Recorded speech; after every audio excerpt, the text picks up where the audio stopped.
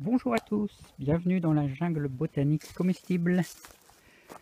Alors aujourd'hui je vais vous parler des arbres, de tailler, mais plus précisément de couper en fait. On verra dans une autre vidéo comment tailler les arbres selon les saisons, selon les espèces, pour qu'ils restent en bonne santé, pour qu'il n'y ait pas de problème, etc. Là on va parler juste de couper un arbre parce qu'il gêne, parce que ce n'est pas la bonne espèce, parce que vous voulez du bois de chauffage ou compagnie.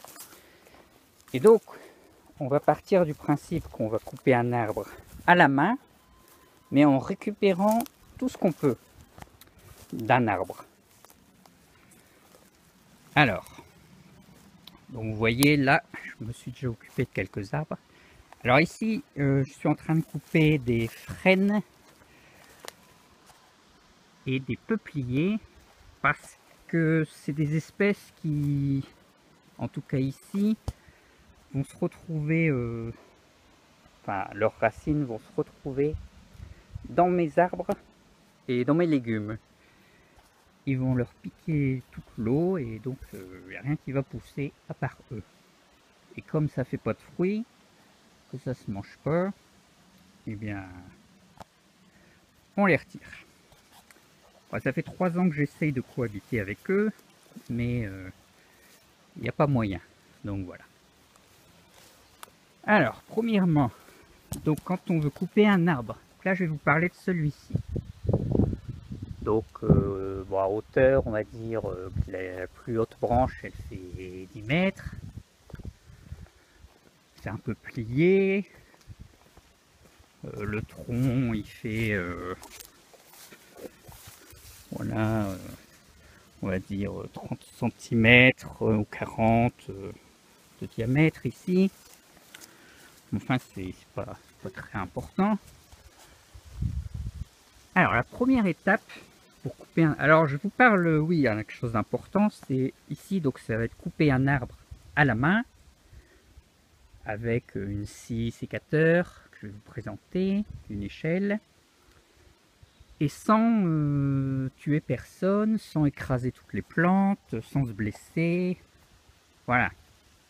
Parce que sinon, on attend qu'il y ait une grosse tornade, et puis voilà, ça se fait tout seul. Donc, étape numéro 1, donc vous voyez là, il y a tous mes légumes au pied. Donc en aucun cas, il faut qu'il y ait ma serre là. Donc, il faut vraiment qu'il n'y ait pas de problème. Alors, donc étape numéro 1, nous disions, c'est retirer toutes les branches latérales, au moins toutes le plus possible. Parce que les branches latérales, ça fait du poids, ça va faire une gêne, ensuite quand l'arbre va tomber, ça va faire des réactions bizarres, et ensuite ça va le déséquilibrer dans un certain sens. Donc ça va être compliqué à gérer. Et puis dans tous les cas, on sera obligé de les retirer les branches. Donc autant le faire maintenant. Donc pour retirer ces branches, on va installer une échelle qu'on va fixer à l'arbre. On a vérifié d'abord que l'arbre il était solide, pour pas qu'on tombe avec l'échelle et l'arbre. Et donc on va couper toutes ces branches là, petit à petit, une par une, tout doucement,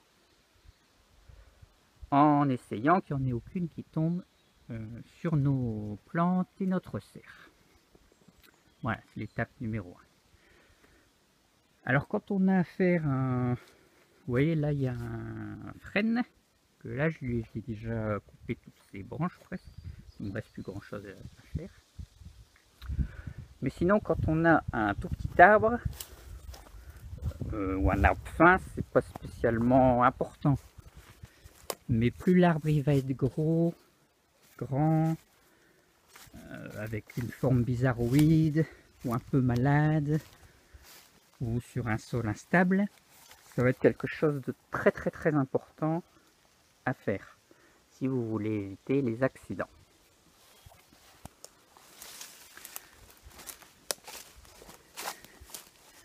Bon, alors je vous en montre un autre que j'ai déjà fait. Donc celui-ci était plus petit, vous voyez, c'est 15 cm on va dire de diamètre. Et je l'ai fait tomber ici. Bon là vous le voyez plus parce que je l'ai bougé. Et voilà. Et je l'ai transformé. Alors, en quoi, qu'est-ce qu'on peut faire avec un arbre? Alors il va falloir différencier les espèces. Par exemple le peuplier, ça fait du bois qui ne devient pas rigide. Donc on ne peut pas l'utiliser en construction. On ne peut pas non plus en faire des tuteurs, même si c'est dommage parce que en général ça fait des belles branches bien droites. Mais il va pourrir très très vite et donc les tuteurs ils vont tomber et voilà. Ensuite, si vous faites des tuteurs avec un arbre, il faut faire attention aussi qu'ils ne reprennent pas vie, parce que ça s'appelle la bouture. Si vous plantez une branche de figuier que vous venez de couper dans le sol, eh ben, elle risque de reprendre vie et de faire un figuier. Donc si vous voulez vous faire des figuiers en taillant le figuier, eh bien vous faites ça. Mais si c'est une espèce invasive que vous voulez vous débarrasser, et bien surtout, il va falloir vérifier que vos tuteurs ils soient morts. Donc vous les faites sécher quelques mois avant pour être sûr. Et voilà. Donc avec le bois, on peut faire donc des tuteurs. On peut faire du paillage, du BRF. Donc moi j'ai pas de broyeur, donc je coupe tout ça à la main. Donc là vous voyez c'est le peuplier. Donc je vais pailler, je vais préparer mes zones avec ça. Ensuite, si on a envie, on peut faire du bois de chauffage. Mais bon, moi je me chauffe pas encore au bois et puis ici je préfère utiliser le bois autrement. Et enfin, le bois, on va pouvoir l'utiliser pour améliorer le sol. Un peu comme le BRF, mais en version plus longue en fait. À long terme, on va dire. Donc on peut l'enfouir dans le sol, mais en faisant attention que ça ne reprenne pas vie. Ou alors on le met en bordure. On peut aussi essayer de cultiver des champignons. Enfin, il y a plein de choses qu'on peut faire. Donc suivant ce que vous voulez faire, les branches, vous allez les tailler différemment. Par exemple, si vous voulez des tuteurs, vous essayez de récupérer les branches bien droites, sans les casser. Si vous voulez juste le mettre dans un broyeur, et ben vous vous en fichez. Voilà. Ouais, ensuite, un truc que j'ai pas dit, mais qui va être assez évident, c'est que c'est pas parce qu'on coupe un arbre comme ça qu'il est mort et qu'on a fini la mission. C'est juste la première étape. Ensuite, il faut retirer la souche et les racines traçantes, s'il y en a. Faire ça, à part sur les résineux en général, si vous faites ça, ils meurent. Mais voilà, les frênes, les érables, enfin tout, un peu les arbres sauvages, quoi, ils vont repousser en force. Donc voilà. Alors quand on veut faire sécher les branches, par exemple là je me suis fait des tuteurs. Donc là c'est le peuplier, donc je m'en servirai en déco. Donc là j'ai fait une bordure. Là c'est du frêne. Le frêne c'est plus solide, donc j'ai gardé toutes les branches à peu près droites. Et alors pour les faire sécher, il suffit de les mettre à un endroit en dehors, sans qu'ils touchent le sol en fait. Il peut pleuvoir dessus, c'est pas grave, mais il faut pas qu'il touche le sol, ou vraiment très peu. Par exemple là, il touche le sol, donc je vais faire une petite modification après pour plus que ça arrive. Là en dessous, vous voyez un tas de peupliers qui est en train de pourrir et il faudra que je m'en occupe. Voilà, voilà. Bon, et bien voilà, je vous ai pris. Là, il y a une autre vue de notre petit peuplier. Donc là c'est des ormes. Voilà. Bon. Ben donc je vais poser mon échelle et je reviens ensuite. Alors je viens de mettre mon échelle. Donc l'échelle fait 4 mètres de haut. Donc vous voyez que l'arbre il doit faire dans les 8 mètres à peu près. Mais bon, de toute façon on s'en fiche.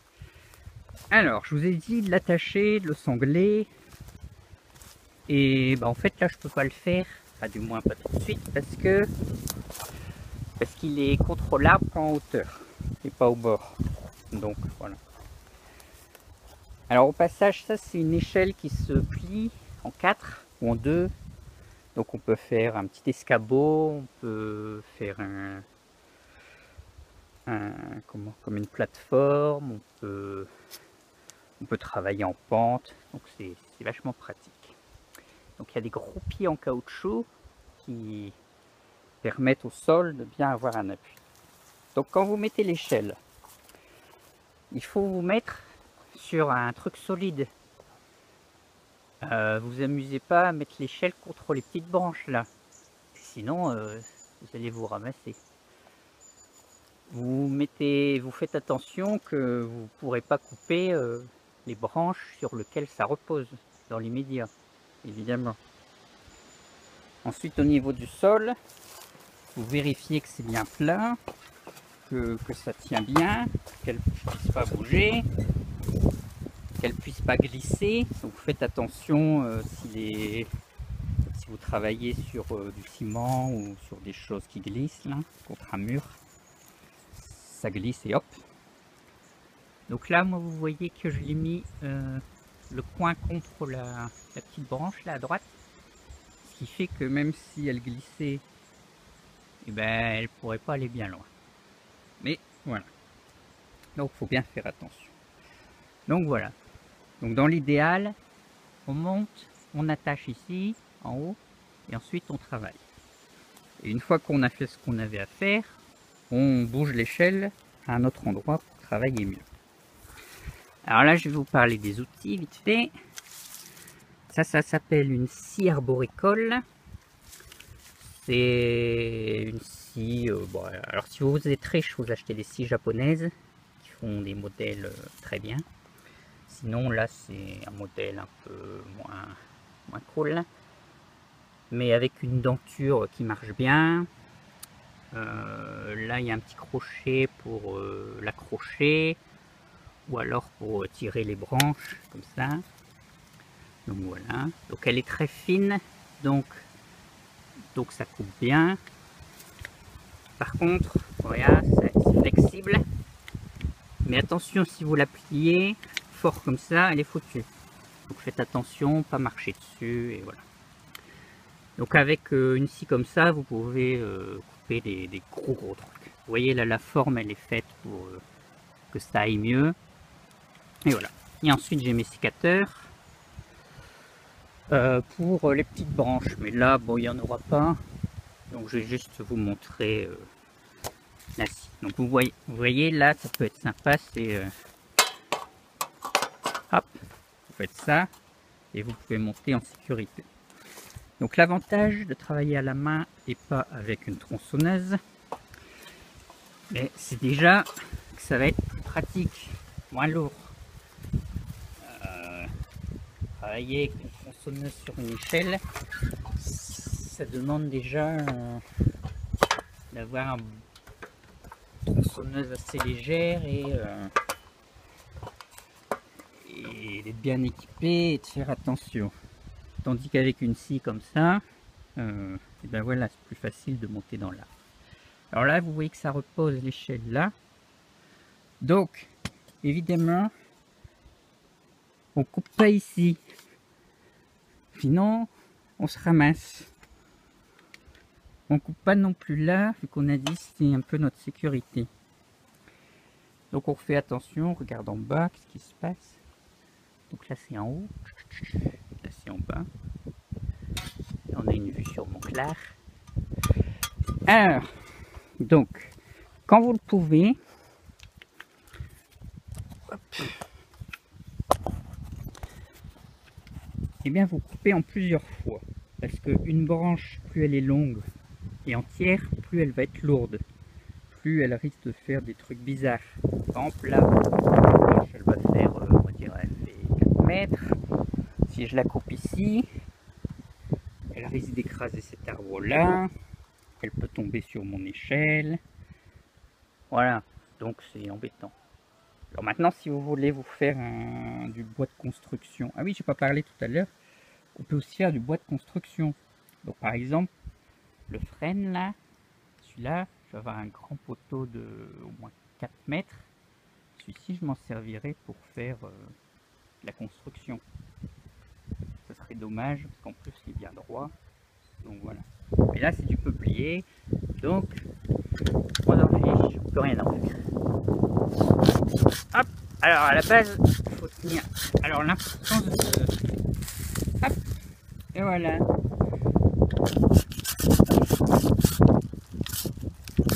Voilà, j'ai qu'une main, donc c'est pas très facile. Parce que je rappelle, là je suis en hauteur dans l'arbre. Donc vous voyez là le petit crochet, il peut aussi servir à faire des choses comme ça. On va pencher l'arbre, vous voyez, puis on peut l'accrocher, hop. Donc c'est vachement bien. Donc voilà, vous vous amusez. Et en fait, plus vous faites doucement, petite branche par petite branche, et plus moins il y aura de risques, plus vous serez en sécurité. Alors, quelques remarques. Là, je travaille dans un arbre, dans un terrain en pente. Ce qui fait que ma notion de ce qui est droit et ce qui n'est pas droit est un peu compromise. Donc là, par exemple, c'est une branche que je viens, un bout de branche que je viens de couper, s'est retrouvé là, alors que je l'ai coupé ici. Et ça s'explique parce que le terrain, il est en pente et ça fait ça en fait. Sauf que il ne faut pas l'oublier quand on coupe. D'où l'intérêt, encore une fois, d'y aller tout doucement. Alors, quand on coupe des branches, donc voilà, on coupe tout au bout, et après on revient. Ça sert aussi qu'elles seront de plus en plus légères et il y aura moins de problèmes. Alors, pour une petite branche, on a vu, bah, on coupe, il n'y a pas de souci. Par contre, plus la branche, elle va devenir grosse, plus il faudra faire des techniques sérieuses. C'est-à-dire, alors, par exemple, là, on coupe en dessous d'abord. Comme ça. Parce que si vous coupez mal et que votre branche elle se fissure ou quoi, elle va faire n'importe quoi, ça va pas aller. Donc on veut des coupes bien nettes. En plus, ça évite comme ça, si vous vous en servez en tuteur ou quoi, ça fait qu'ils ne sont pas abîmés. Donc vous coupez en dessous, comme ça, vous allez voir ce que ça va faire. Alors, quand on travaille à la main, on peut écouter ce qui se passe. Et je vous recommande de le faire. Parce que... Ah, il y a un peu de vent. Ah ouais, ça bouge. Hop, hop, hop. Bon, normalement, on entend un petit... Donc là, vous savez. Donc là, vous voyez... si, comme vous allez tout doucement, vous avez beaucoup de contrôle. Là, soit vous continuez à couper, soit vous allez au bout et vous tirez un peu. Ah, non, vous coupez assez.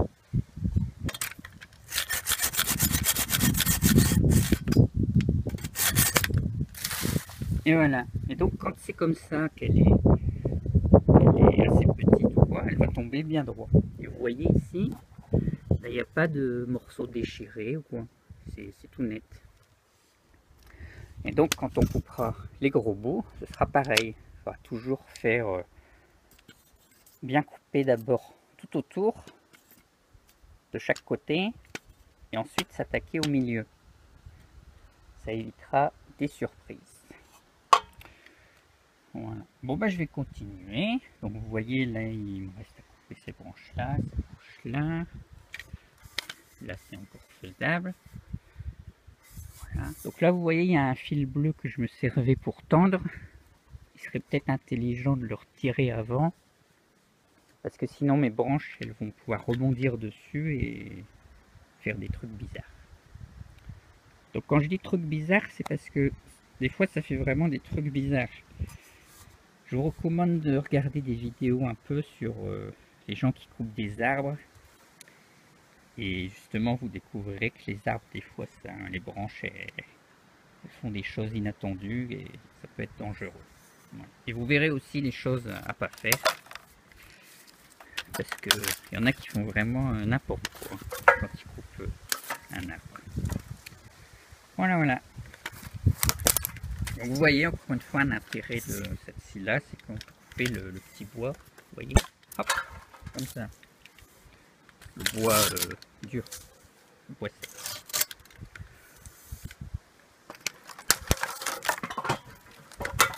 Et en même temps, on a un électrocross qui nous permet de diriger un peu où on veut qu'elle tombe. Voilà. Bon, eh ben, je m'occupe de quelques branches et je reviens ensuite. On avance, on avance. Alors là, je suis plus haut que l'échelle parce que j'ai des grosses branches pour me tenir. Donc ça devient assez technique quand même.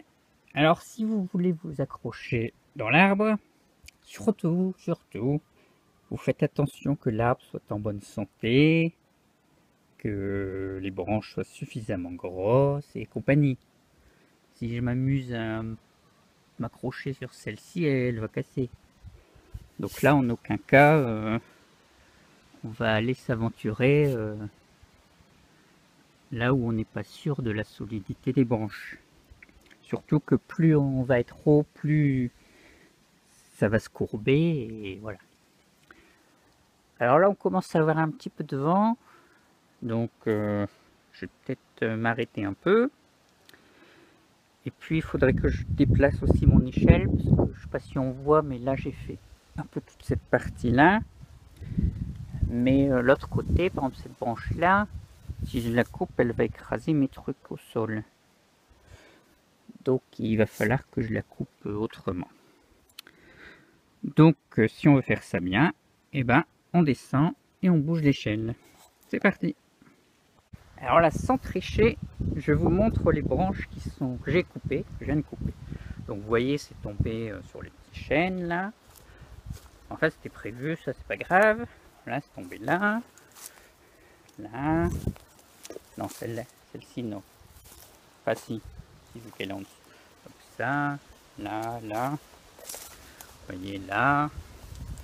Là. Donc ça a été, sauf celle-ci. Vous voyez, celle-ci est tombée sur un de mes pots de fleurs. Bon, c'est une petite branche. Enfin, elle est légère, quoi. Donc, vous voyez, il n'y a aucun souci. Si ça avait été le gros tronc, là, mon pot, il aurait éclaté. Alors, quelque chose à faire aussi régulièrement, enfin, par exemple, là, je descends de l'arbre, donc, voilà. Ça va être nettoyer la zone. Parce que enfin, surtout si vous êtes au sol, mais en cas de gros problème, il peut être intéressant de s'enfuir. Imaginez que votre arbre il soit pourri, il se mette à craquer en deux alors que vous n'aviez rien prévu. Et ben la seule solution, ça va être de fuir. Et alors, si vous avez des branches partout autour, eh ben, vous allez vous ramasser et votre fuite va être compromise. Donc, il est toujours intéressant de dégager la zone de laquelle on travaille de manière à ce que, en cas de problème, on puisse fuir de manière efficace. Bon, essayez de travailler avec vos deux mains, en général, hein, mieux. Alors, je vous recommande d'avoir des lunettes aussi de protection. Rien que pour la sciure, par exemple.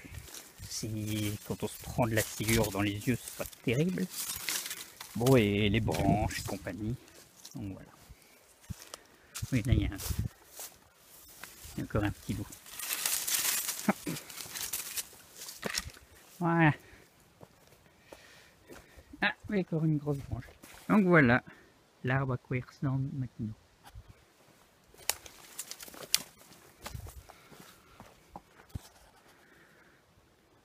Voilà, donc l'échelle, là, je vais la mettre de l'autre côté. Alors, concernant les branches, une fois qu'on les a retirées de l'arbre, si on fait un tas comme ça, ou plus gros, et qu'on le laisse, ça va se dégrader en... Il va falloir beaucoup de temps. Enfin, là, si tu peux plier, donc ça ira assez vite. Mais si vous faites ça, ça faudra compter au moins 1 an. Tandis que si vous faites des petits veaux comme ça, comme ça, et ben ça va se dégrader beaucoup plus rapidement. En quelques mois, ça sera bon. Donc je vous recommande de transformer ça en ça. Alors pour ça, on utilise soit un broyeur si vous en avez, sinon des sécateurs.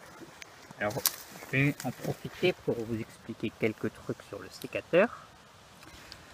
Donc les sécateurs sont là. Donc les sécateurs,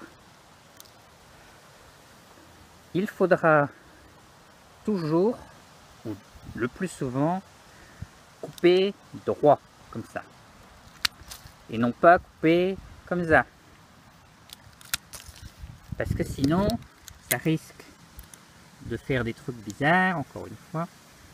Mais surtout, ça peut abîmer les sécateurs à la longue. Parce que la branche aura tendance à vouloir aller entre les deux. Comme ça, et ça va les écarter. Alors que si vous êtes bien droit, ça marche bien. Donc ce sera d'autant plus vrai pour les grosses branches. Ensuite, ne jamais faire. On aura tendance à vouloir le faire, mais il ne faut jamais le faire. Quand vous coupez, il va falloir laisser toujours la lame bien perpendiculaire à la branche. Il va pas falloir essayer de forcer comme ça ou tordre comme ça. Là, vous allez vraiment abîmer les sécateurs. C'est un mauvais réflexe. Par contre, vous pouvez, si vous n'y arrivez pas en une fois, retirer les sécateurs, aller soit de l'autre sens, comme ça, ou soit refaire un peu plus haut.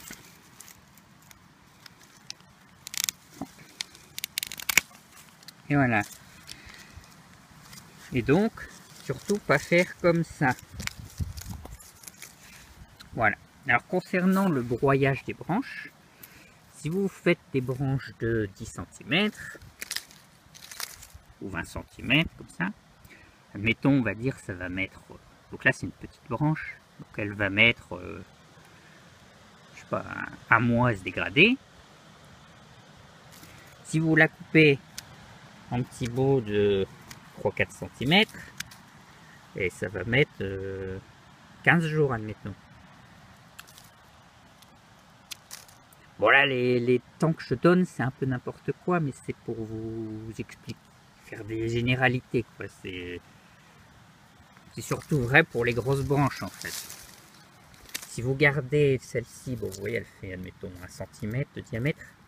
Si vous la laissez en un grand bout comme ça, ça aura du mal à se dégrader. Bon, et c'est surtout vrai s'il y a plusieurs bouts. Après, si la branche elle est complètement plaquée au sol, il va y avoir beaucoup d'humidité, elle va se dégrader vite. Si elle est comme ça, là vous voyez, elle ne touche pas le sol, elle va se dégrader lentement. Mais plus vous la coupez en petits bouts, et plus les petits bouts ils auront de la facilité à toucher le sol. C'est pour ça que si vous voulez vraiment que ça aille vite, il va falloir couper en tout petits bouts ou utiliser un broyeur. Voilà. Alors moi je recommande des petits bouts, si on fait au sécateur, des petits bouts de 5 cm à peu près. Voilà. Alors, il y a quelques règles à savoir quand on coupe du bois, que ce soit avec une tronçonneuse ou avec ou à la main. Il y a des forces qui vont s'exercer dans un arbre, et donc, suivant comment il est, quand on va le couper, il va réagir. Par exemple, là, il tient sur ça, admettons. Donc, si on coupe ici, cette branche-là, elle va tomber. Comme ça. Donc, ça va très bien.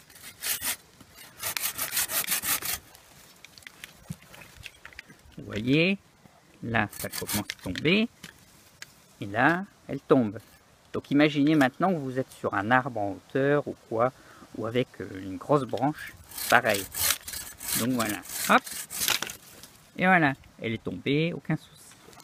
Maintenant, si vous coupez ici, mais l'arbre, il est comme ça, il va vers le bas là. Enfin, pas trop là, mais imaginons que ce soit le cas. Mais si vous coupez là, ça va, là, la branche, elle va aller vers le bas. Et vous voyez ici, du coup, ça devient compliqué. Parce qu'en fait, il aurait fallu couper plutôt comme ça.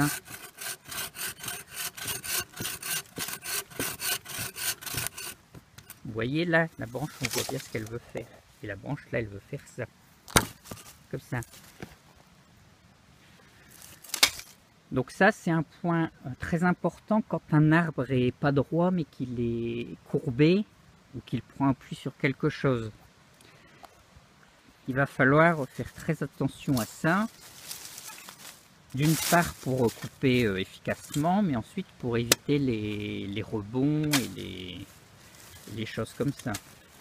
Alors, je vous vois d'ici arriver et dire tous: et ouais, mais pourquoi les bûcherons, ils font toujours une entaille, il faut un petit triangle là, qui retire, et puis voilà, et puis on nous dit toujours qu'il faut couper de biais, etc., etc. Alors en fait, ça c'est si vous avez besoin que l'arbre tombe dans une direction donnée. Par exemple ici, on a notre arbre, et il va tomber par là comme l'autre, sauf que lui, il est trop près de mes plantes là. Donc, il va écraser soit mes gros pots, là, soit... Donc, ça ira pas. Donc, il va falloir utiliser une ruse. Donc, soit vous utilisez une corde, comme je vous ai dit tout à l'heure, mais là, ça va être compliqué parce qu'il va falloir tirer plus fort. Et donc, il y aura des problèmes. Soit vous faites la technique du bûcheron, quand il va couper ses gros arbres. Alors là, vous voyez qu'il y a un bout de bois mort qui est dessus. Donc la première chose à faire, ça va être de le retirer. Alors voilà, il y avait ces deux petites branches là qui gênaient. Alors, donc là j'ai laissé la branche de l'autre côté qui nous gênera pas. Donc nous on veut qu'il tombe. Donc là c'est la pente naturelle qui tomberait à gauche. Mais nous on veut qu'il tombe de ce côté-ci, à gauche, mais par là, vers le haut. Et donc pour ça, il va falloir faire notre petite encoche du bûcheron. Donc ça va être juste une petite... donc sur la face sur laquelle il va tomber, donc on a dit, nous, on veut qu'il tombe comme ça. Donc sur l'intérieur, on va couper.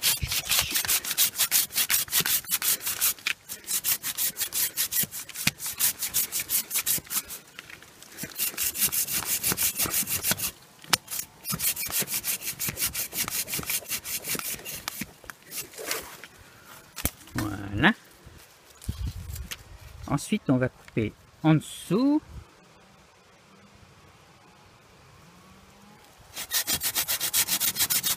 En remontant.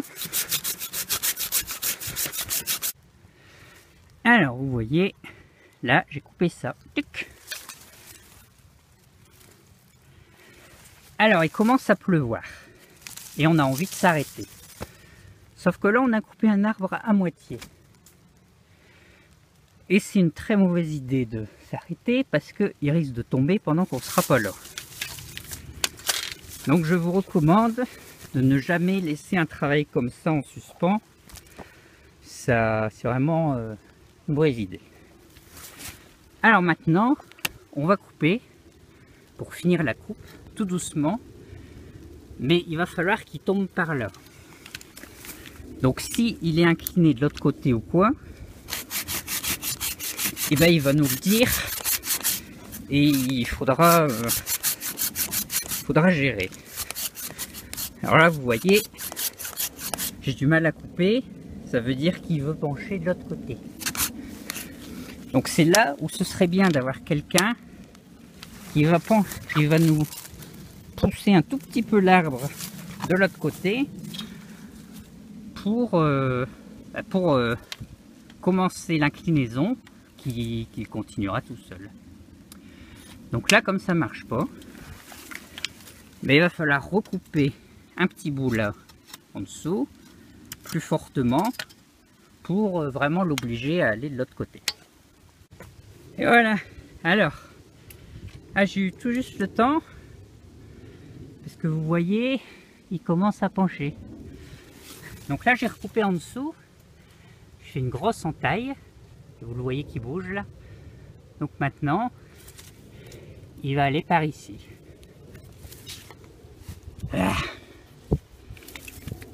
Donc quand on fait du travail de ce genre là sur de gros arbres, c'est là où la tronçonneuse elle va commencer à être utile. Mais il n'y en a pas besoin.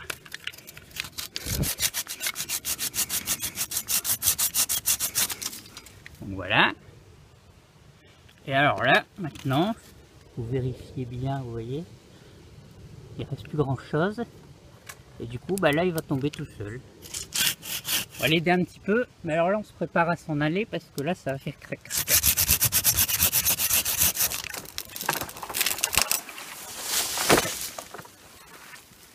Et voilà.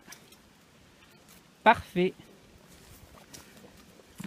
Donc vous voyez, il est tombé là où on voulait.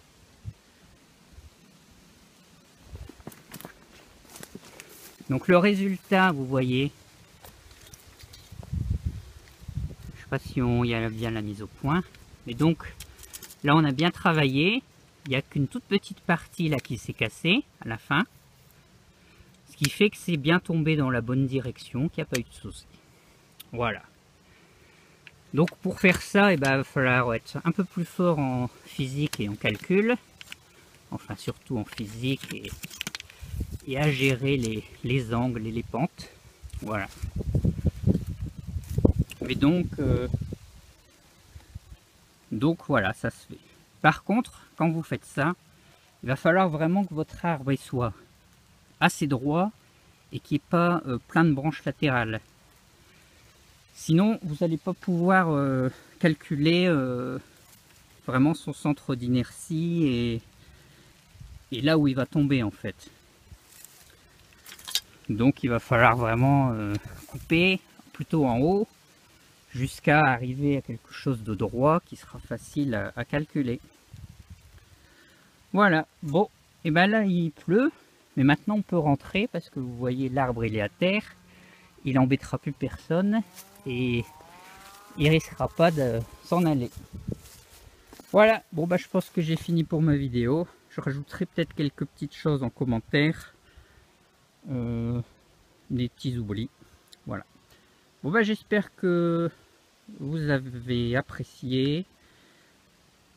Surtout n'oubliez pas, il y a plein de choses à savoir.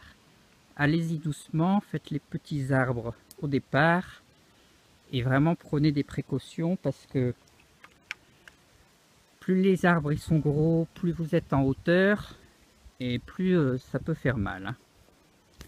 Et n'oubliez pas les lunettes, parce que même une petite brindille dans les yeux, ça pardonnera pas. Allez, à bientôt!